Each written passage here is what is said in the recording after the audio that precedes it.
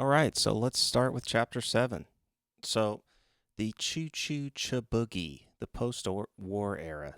So, in the decades leading up to the emergence of rock and roll, which is this period of time, it's often portrayed as a period of musical stagnation or even gestation, when in fact it could be argued that the post war decade was one of the most interesting and complex or dynamic eras in music history, American popular music history. So the entertainment industry grew rapidly after the war, and in 1947, record companies achieved retail sales that were over $214 million. So they're finally surpassing the previous peak of the war era and established more than a quarter century, or the previous peak that was established during 1921.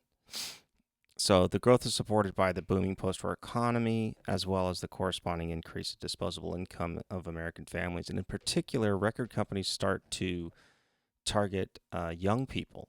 And many of these young people had a lot of pocket money during World War II, in part because they were working jobs and taking on adult responsibilities during the war. And they were working for wages while they continued to attend high school. And so the idea that teenagers had the right to earn a salary of their own led to widespread practice of weekly allowances in return for doing household chores that many of us probably grew up with. And so many adults, young adults, spent a considerable portion of their income on films, jukeboxes, records, music-related stuff, entertainment.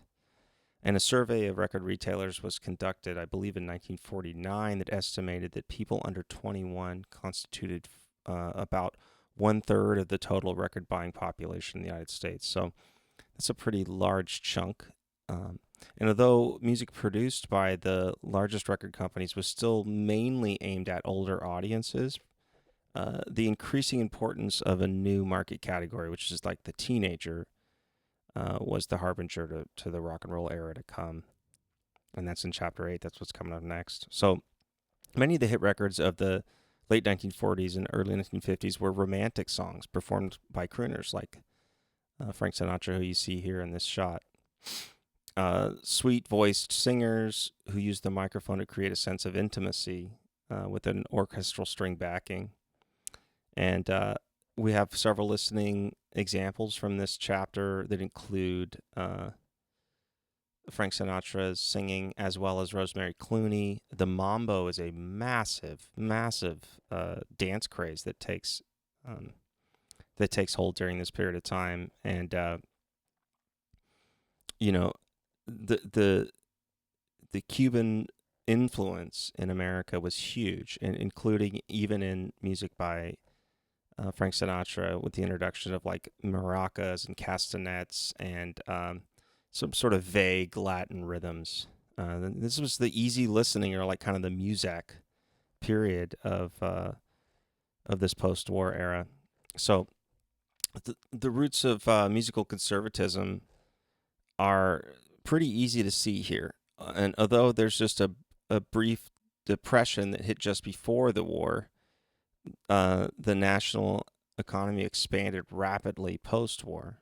So it was fueling and lifting wartime restrictions on consumer goods and the increased availability of jobs in the industry and service sectors, the GI Bill. There was just a number of kind of booming factors. And so for millions of Americans who had served in the armed forces or come to the city in search of work during the war, and those whose parents migrated and whose grandparents had fled poverty earlier in the century, the years following the war represented the first opportunity to buy a home. And so America was really thriving in many senses at the time. And all groups were thriving in comparison to other periods of time. So you also got to take into account some of the underlying uncertainties and tensions of the post-war era. So there's the threat of nuclear war, the Cold War and conflicts in Europe and Asia. There's the concept of McCarthyism that comes up here in America, the belief that there's communists among us. It makes perfect sense that many new members of American middle class preferred popular music that focused on romantic sentiments and helped to create a comforting sound environment at home. So basically an escape. the economies of the music industry also played a role in the conservative trend, as well as the uneven quality of much of mainstream pop music produced at the time. So, meaning like the recording quality and the availability to modern recording equipment. So Les Paul is one of the innovators that's discussed in this chapter, and you'll see that Les Paul's responsible for, in large part, the electric guitar as we know it, which comes to replace horn sections in the latter part of the 1950s, and eventually is the true birth of rock and roll. And we're seeing here that touring groups like Frank Sinatra, for example, had to tour with big bands or string sections even to be able to recreate their sound. And in many senses, electric guitar was able to replace an entire horn section because it could play multiple notes and it's amplified. So, an example of information technology, sort of the AI of the day, replacing several people's jobs. So, this access to like high quality music and high quality recordings was not equaled across the board. And that's outlined in this chapter, as well as the concept of payola and this idea that record industries are controlling the content that we're hearing in America at the time. They're paying off DJs to play certain albums. That's the payola term, which is allowing or basically forcing certain music down the throats of Americans. And holding other musical sources back. So some of the things that aren't necessarily discussed as much in this chapter are the concepts of, the prequel to the British invasion.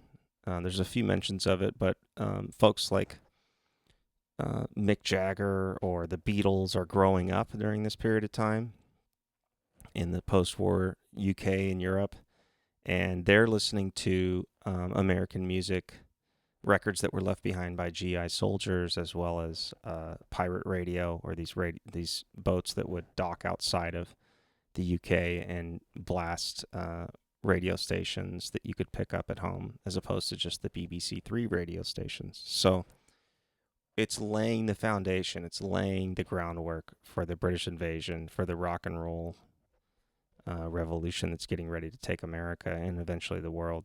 So it's a really great chapter. It sets the stage for a really influential period in American popular music, and I think you guys are going to thoroughly enjoy it. So have a great week, and I'll see you soon.